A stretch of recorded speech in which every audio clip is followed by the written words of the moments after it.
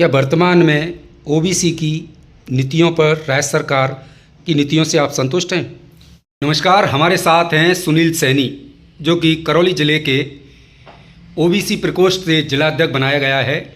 तो ओबीसी प्रकोष्ठ से आपको जिलाध्यक्ष बनाया सैनी जी, तो आपको सबसे पहले कैसे जानकारी मिली कि आपको अध्यक्ष बना दिया गया करौली ज़िले से? मुझे जो ओबीसी प्रकोष्ठ का जो जिलाध्यक्ष बनाया है उसकी जानकारी मुझे सोशल मीडिया के माध्यम से मिली।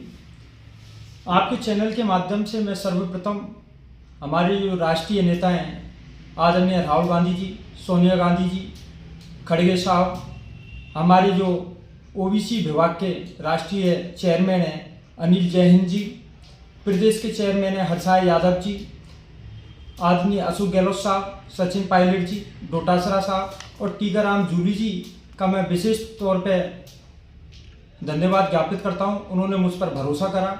इसके साथ ही जो करौली जिले के हमारे स्थानीय नेता हैं, करौली के पूर्व विधायक लाखन सिंह जी कटकड़, हमारे कांग्रेस के जिलाध्यक्ष घनश्याम मेहर जी, कांग्रेस पार्टी के जो समस्त कार्यकर्ता हैं और मेरे साथी हैं जिन्होंने मुझ पर विश्वास करा, उन सबके लिए बहुत बहुत धन्यवाद।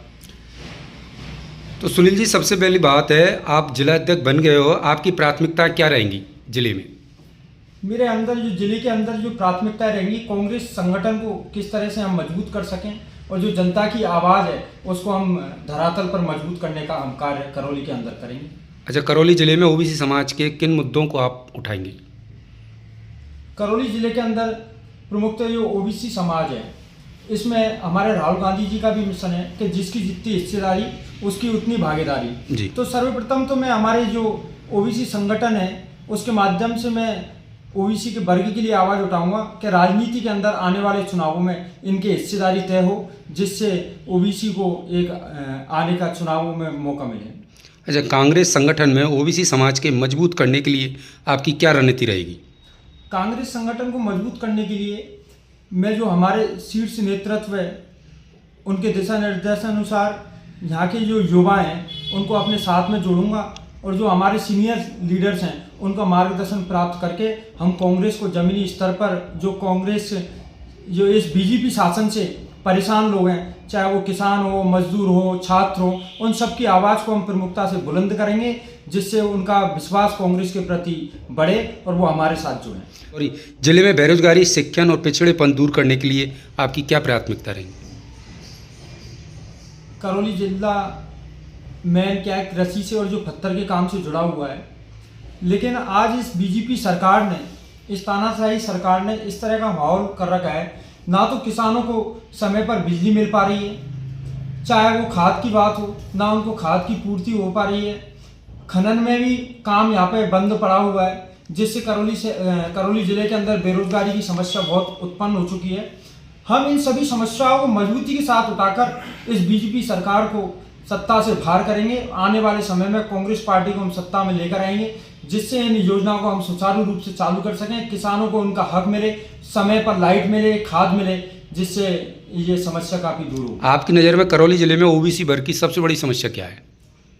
ओबीसी वर्ग हमारा क्या पिछड़ा हुआ है। एक तो ये कृषि पर आधारित वर्ग है, इसके साथ ही दूसरा ये पत्थर वगैरह मजदूरी का काम यहाँ करता है। लेकिन इस सरकार ने, मैंने अभी आपको पूर्व में भी बताया कि किसानों को ना तो समय पर कोई बिजली मिल पा रही है, ना खाद मिल पा रहा है, जिससे किसानों को भी खेतीबाड़ी में बहुत तरह की समस्या आ रही है। तो इन सब समस्याओं को हम मजबूती के साथ उठाएंगे। अच्छा, क्या आप हाईकमान से ओबीसी समुदाय के लिए कोई विशेष मांग रखेंगे? हाँ, हाईकमान से और जो प्रदेश नेतृत्व है उनके समक्ष हम ओबीसी की मजबूती से हमेशा बात रखेंगे कि जिस तरीके से जो राहुल गांधी जी की आवाज़ है कि जिसकी जितनी हिस्सेदारी है उसको उतनी भागीदारी उसकी तय हो, तो उसके तहत जो आने वाले समय में पंचायत चुनाव हो, चाहे निकाय चुनाव हो, हम इन चुनावों के अंदर अधिक से अधिक ओबीसी वर्ग के जो युवा हैं और उनको चुनाव लड़ाने का कार्य करेंगे, जिससे ओबीसी वर्ग यहाँ मजबूत होगा और कांग्रेस पार्टी करौली जिले के अंदर मजबूत होगी। क्या वर्तमान में ओबीसी की नीतियों पर राज्य सरकार की नीतियों से आप संतुष्ट हैं?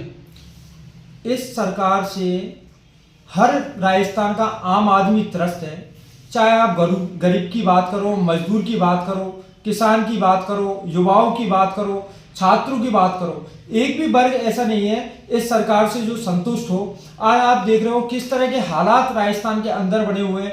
ये पर्ची की सरकार है, पर्ची से चलने वाली सरकार है। इसकी कहीं कोई योजना है, एक भी योजना धरातल पर कार्य नहीं कर रही है। आज किसानों को समय पर ना तो बिजली मिल पा रही है, युवाओं को जो छात्रवृत्ति मिलती है वो छात्रवृत्ति समय पे नहीं आ रही है। सभी जगह इनकी हालत बहुत ज़्यादा खराब है। 2 साल के अंदर राजस्थान का आम आदमी अपने आप को ठगा हुआ महसूस कर रहा है। और अगर आज राजस्थान के अंदर चुनाव हो जाएं तो कांग्रेस पार्टी 150 सीटों के साथ पूर्ण बहुमत के साथ राजस्थान में अपनी सरकार बनाए। बहुत बहुत धन्यवाद आपका सुनील जी हमारे साथ बहुत जुड़ने बहुत के लिए। धन्यवाद।